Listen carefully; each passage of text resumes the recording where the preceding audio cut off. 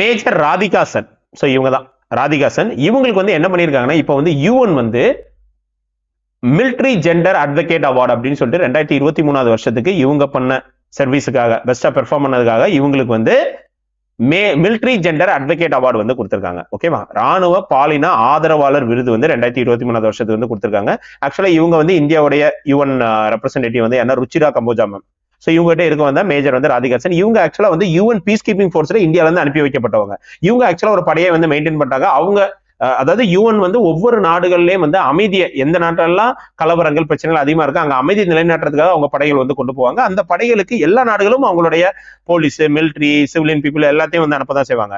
So அப்படி வந்து இவங்க வந்து என்ன பண்ணிருக்காங்க, சூப்பரா வந்து டீமை வந்து லீட் பண்ணியிருக்காங்க. இவங்க ஆக்சுவலா வந்து இவங்க நமக்கு ஆப்பிரிக்கால இருக்கக்கூடிய டெமோக்ராட்டிக் ரிபப்ளிக் காங்கோ அப்படிங்கிற ரீஜன்ல தான் இவங்க வந்து சர்வ் பண்ணிட்டு இருக்காங்க.